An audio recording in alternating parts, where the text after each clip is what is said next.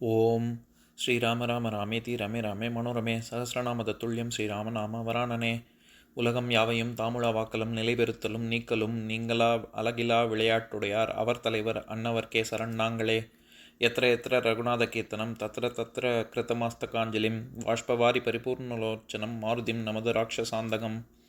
அஞ்சிலே ஒன்று பெற்றான் அஞ்சிலே ஒன்றை தாவி அஞ்சிலே ஒன்று ஆறாக ஆரியர்க்காக ஏகி அஞ்சிலே ஒன்று பெற்ற அணங்கை கண்டு அயலாரூரில் அஞ்சிலே ஒன்றை வைத்தான் அவன் எம்மை அழித்துக் காப்பான்.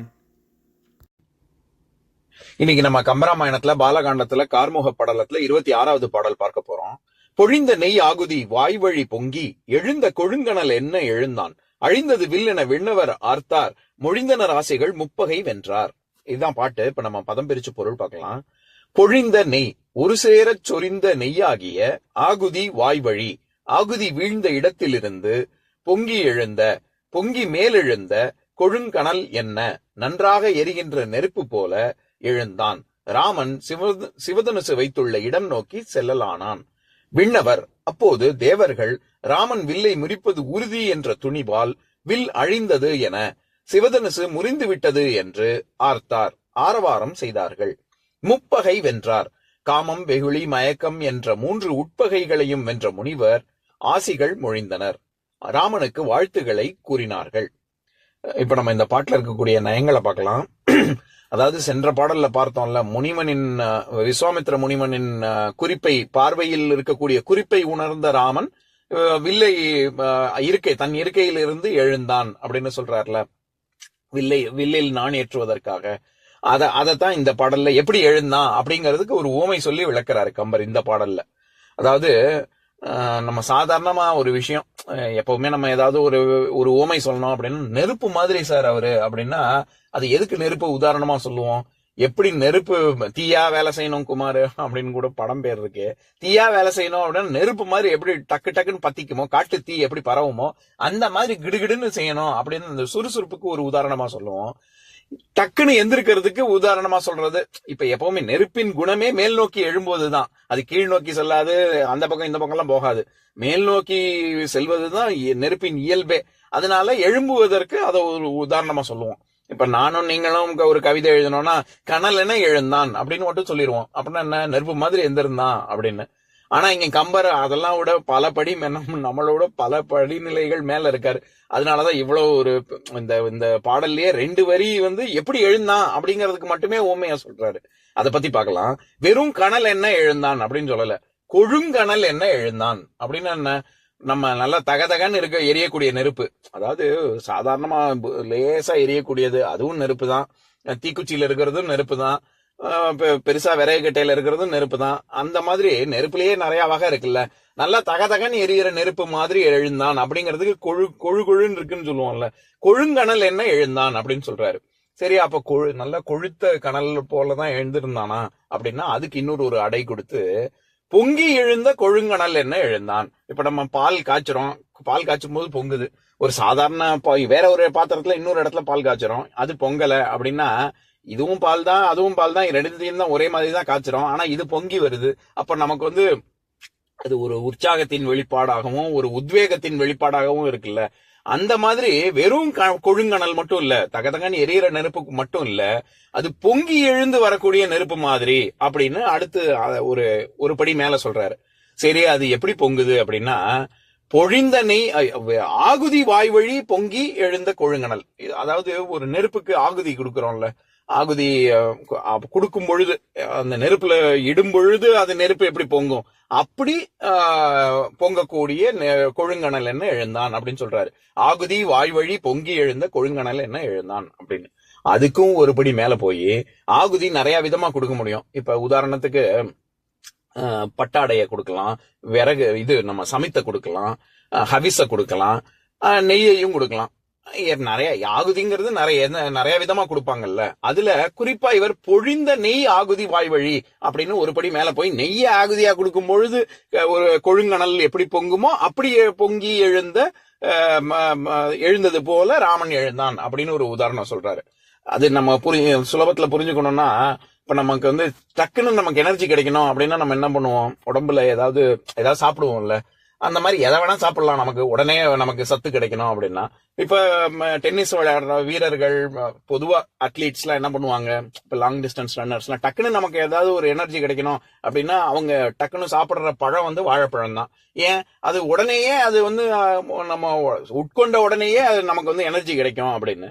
இல்ல எனக்கு இன்னும் வேகமா வேணும் அப்படின்னா சர்க்கரைய நேராவே அள்ளி போட்டுக்கலாம். இல்லாட்டி இப்ப இது குளுக்கோஸ் இருக்குல்ல, அது இன்னும் சீக்கிரமா அது கரைஞ்சிரும், அதனால அதை அள்ளி போட்டுக்கலாம். இல்ல இதெல்லாம் எதுவுமே முடியாது, நம்ம சாக கிடக்காங்க உடனேயே வேணும் அப்படின்னா நம்ம என்ன பண்றோம், ட்ரிப்ஸ் ஏத்துறோம்ல, நேரா ரத்தத்துக்கு போற மாதிரி ட்ரிப்ஸ் ஏத்துறோம்ல, குளுக்கோஸையே அதே குளுக்கோஸ் தான் ஆனா ரத்தத்துல ஏத்துறோம்ல. அந்த மாதிரி ஆகுதி பலவிதமா கொடுக்க முடியும்.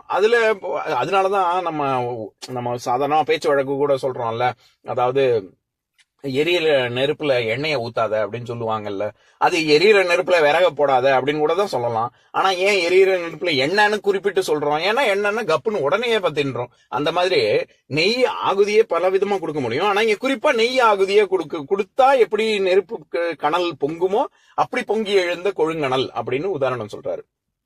இதெல்லாம் தான் சிறப்பு. இதுல இன்னொரு ஒரு குறிப்பு, இந்த இடத்துல ஓமையை எப்படி பொருத்தமா இருக்கு அப்படிங்கறதையும் நம்ம பார்க்கணும்ல. சரி, ஒரு நெருப்பு மாதிரி எழுந்தான் அப்படின்னு சொல்றாரு. அவர் சொல்றதும் இந்த கருத்தும் இங்க வந்து ஒத்து போகுது, பொருத்தமா இருக்கு அப்படிங்கறத பார்க்கலாம். அதாவது முனிவனுடைய முகக்குறிப்பை உணர்ந்த, அவர் பார்த்த பார்வையை உணர்ந்த ராமன் விஸ்வாமித்திரன் பார்த்த உடனே எழுந்திருந்தாரு அப்படிங்கிறது தானே கருத்து. அதுக்கு தானே இங்க வேள்வி கனல்ல இருக்கக்கூடிய ஒரு நெருப்பு எழுந்த மாதிரி அப்படின்னு சொல்றாரு. வேள்வி கனலினுடைய நெருப்பு கனல் எப்படியோ அந்த மாதிரி ராமனின் வீரத்தை தூண்டினான் முனிவன் அப்படிங்கிறது தான் உட்கருத்து. அதாவது வேள்வி கனல் வந்து ராமனின் வீரக்கனலுக்கு ஓமையா சொல்றாரு. முனிவனினுடைய பார்வை வேள்வியில இடக்கூடிய நெய் ஆகுதி மாதிரி இருக்கு. அப்படி எப்படி வேள்விக்கு நெய் ஆகுதியோ அந்த மாதிரி முனிவனின் பார்வை ராமனை தூண்டியது அப்படின்னு தான் சொல்ல வராரு. இப்ப நம்ம இது சொல்லலாம், பொங்கி எழக்கூடிய நெருப்பு எரிமலை கூட தான் பொங்கி எழும் அப்படின்னா அதை உதாரணமா சொல்லலாம்ல. ஏன் எரிமலையை சொல்லல அப்படின்னா, இறுதியாக பொங்கி நெருப்பு பல இடங்கள்ல கூட தான் இருக்கு.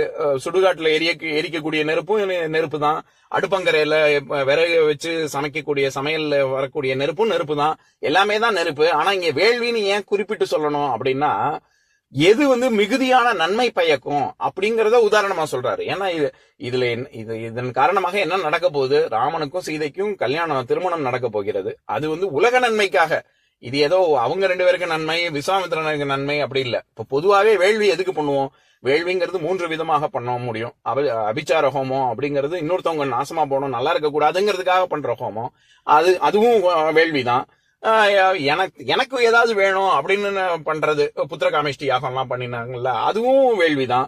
உலக நன்மைக்காக பண்றதும் வேள்விதான். ஆனா இந்த 3 விதமான வேள்வியில அதிகமாக பண்ணக்கூடியது யாக யஜ்யங்கள்லாம் உலக நன்மைக்காக பண்றது. அதனால பொதுவாக வேள்விங்கிறது உலக நன்மைக்காக பண்றதுன்னு எடுத்துப்போம். நம்ம அதுக்கு எதுக்கு சொல்ல வரேன், அந்த மாதிரி இந்த ராமன் எழுந்திருந்து வில்லில் நான் ஏற்றுவது உலக நன்மைக்காக அப்படிங்கறதுனால வேள்வியை ஒரு உதாரணமா சொல்றாரு.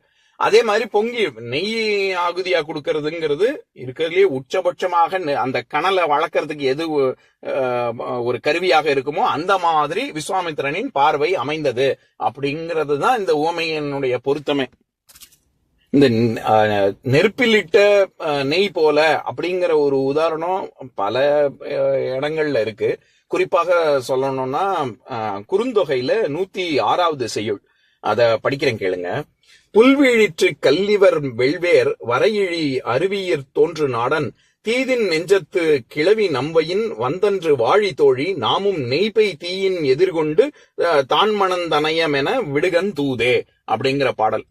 இதுல வந்து தோழி கிட்டக்க தலைவி சொல்லுவா, இந்த மாதிரி தூது அனுப்பணும் நம்ம தலைவனுக்கு. அப்ப நான் வந்து எப்படி ஒரு முன்னாடி ஒரு பழைய அன்பு இன்னும் குறையாம அப்படியே இருக்கு, நான் உன்னை மணப்பதற்கு தயார் அப்படின்னு சொல்லி தூது அனுப்புவோம் அப்படின்னு சொல்ற இடத்துல நெய்பெய் தீதின் எதிர்கொண்டு தான் மணந்தனைய விடுகந்தூதே, அதாவது ஒரு ஒரு நெய்ய இதில் நெருப்புல விட்டா அது எப்படி பொங்கி வருமோ அந்த மாதிரி என்னுடைய அன்பு குறையவில்லை, நான் பொங்கி எழுந்து நான் முன் வந்து உன்னை மணப்பதற்கு தயார் அப்படின்னு நான் சொல்றேன். நான் எப்படி உன்னை எதிர்கொள்றேன்னா நெய் விட்ட நெருப்பு எப்படி பொங்கி எழுந்து வேகமாக வருமோ அந்த வேகத்துடன் நான் ஒப்புக்கொள்கிறேன் அப்படின்னு சொல்லி வரும். எதுக்கு சொல்ல வரேன், இது பல இடங்கள்ல வரும். கம்பரும் அதே மாதிரியான ஒரு ஊமைய கையாண்டிருக்காரு. இதுக்கு அடுத்தது அந்த மாதிரி அவர் ராமன் எழுந்த உடனே என்ன ஆச்சு அப்படின்னு கேட்டா, அழிந்தது வில் என விண்ணவர் ஆர்த்தார். அவங்க தேவர்கள் முடிவே பண்ணிட்டாங்க, ராமன் இனி அந்த வில்லை விட்டு வைக்க மாட்டான், வில்லே முறிய போகிறது, நான் ஏற்றுவது மட்டும் இல்ல வில்லே முறிய போகிறது அப்படின்னு தேவர்கள் ஆர்ப்பரித்தார்கள். அதாவது சந்தோஷ ஒலி எழுப்பினார்கள் அப்படின்னு சொல்றாரு. அடுத்தது தேவர்கள் ராவணங்கிட்ட இருந்து தப்பிக்க போறோம் அப்படின்னு சொல்லி ஆர்ப்பரித்தார்கள், சந்தோஷம் பட்டார்கள் அப்படின்னா அப்ப வேற யார் யார் என்னென்ன பண்ணாங்க அப்படின்னா, முனிவர்கள் ஆசிகள் வாழ்த்தினார்கள் ராமனை அப்படின்னு சொல்றதுக்கு என்ன சொல்றாரு, மொழிந்தனர் ஆசிகள் முப்பகை வென்றார் அப்படின்னு.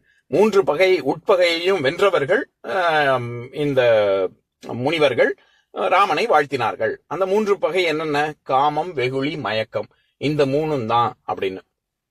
இது நமக்கு எப்படி தெரியுது அப்படின்னா, நம்ம எல்லாருக்கும் தெரிஞ்ச திருக்குறள் மெய்யுணர்தல் அப்படிங்கிற அதிகாரத்துல 10வது குறள், அதாவது திருக்குறள்ல 360வது குறள்.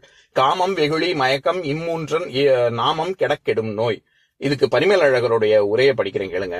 காமம், வெகுளி, மயக்கம் இவை 3 நாமம் கெட, ஞான யோகிகளின் முதிர்ச்சியுடையாருக்கு விழைவு, வெறுப்பு, அவிஞை என்னும் இக்குற்றங்கள் 3 பெயருங்கூட கெடுதலான் நோய் கெடும், அவற்றின் காரியமாகிய வினைப்பயன்கள் உளவாகா. இதுக்கு ரொம்ப அற்புதமா பரிமேலழகர் உரை சொல்லியிருப்பாரு.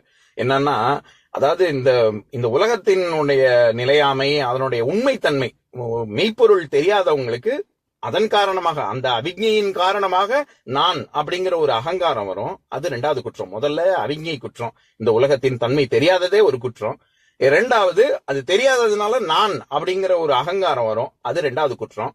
நான்கிற அகங்காரம் இருக்கிறதுனாலதான் அது எனக்கு வேணும் அப்படிங்கிற, அது என்னுடையது, அது எனக்கு என்னுடைய வீடு, என்னுடைய மக்கள் அப்படின்னு சொல்லி எனது அப்படிங்கிற ஒரு அவா பிறக்கும், அது 3வது குற்றம்.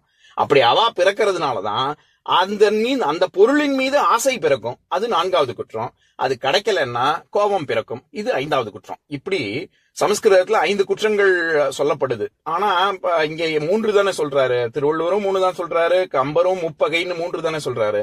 அது ஏன் 3ஆக குறைந்தது அப்படிங்கிறதுக்கு பரிமேலழகர் ரொம்ப அற்புதமா விளக்கம் சொல்லியிருப்பாரு.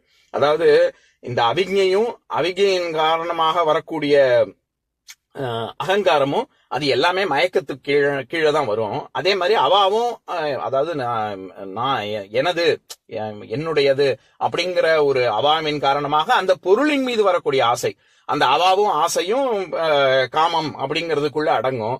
அதனால 5 குற்றங்கள் 3 குற்றங்களாக சுருக்கி சொல்றாரு திருவள்ளுவர் அப்படின்னு சொல்லியிருப்பாரு.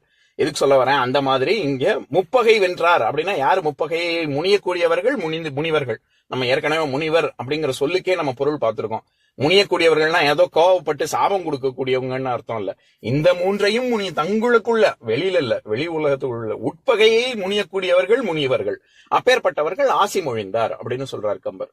இப்ப நான் பாட்டை இன்னொரு தடவை படிக்கிறேன் கேளுங்க.